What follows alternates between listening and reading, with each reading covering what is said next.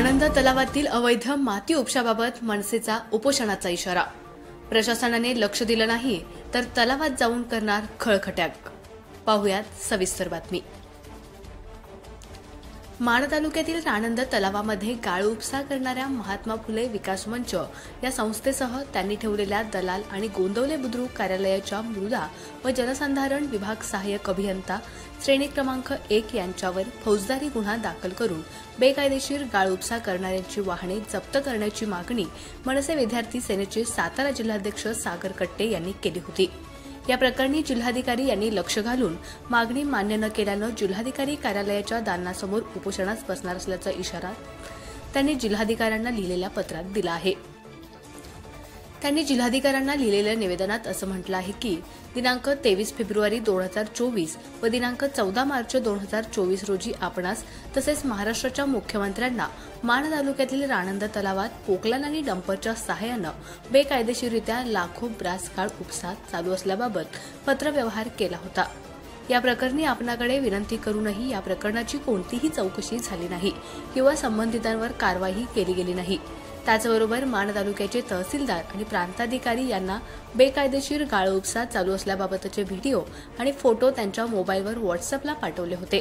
फोनद्वारे त्यांच्या कानी वारंवार हा विषय घालूनही त्यांनी याबाबत कोणत्याही प्रकारची कार्यवाही केली नाही। त्यांनी संबंधितांवर कसलीही कारवाई केली नाही। त्यामुळे आपण स्वतः लक्ष घालून जिल्हास्तरीय समिती स्थापन करावी।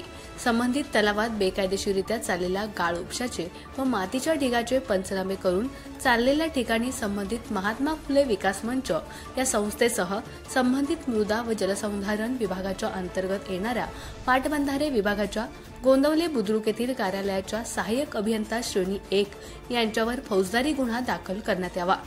तसेच पोकलँड डंपर मालक यांच्यासह ज्या शेतकऱ्यांच्या शेतामध्ये बेकायदेशीर माती डेपो केले आहेत त्या शेतकऱ्यांवरही गुन्हा दाखल करावा। या बेकायदा माती उपसा प्रकरणास जबाबदार असणाऱ्या संबंधित अधिकाऱ्यांना निलंबित करावं अशी मागणीही मनसेनं केली आहे।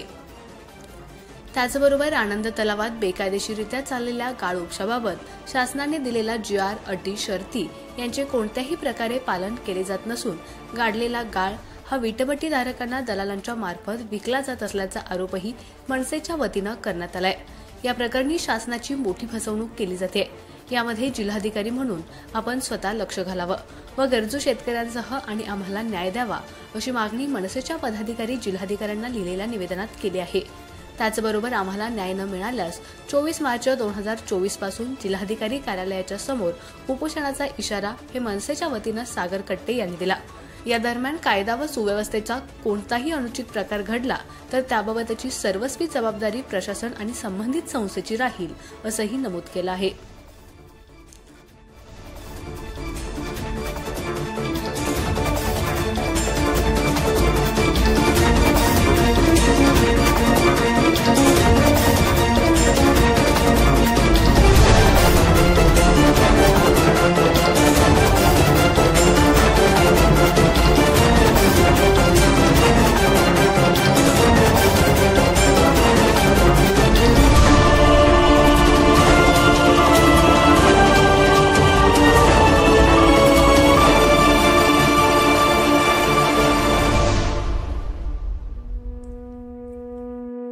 आमच्या खबर गावाकडची या चॅनेलला सबस्क्राइब करा, लाईक करा आणि आमचे व्हिडिओ शेअर करा।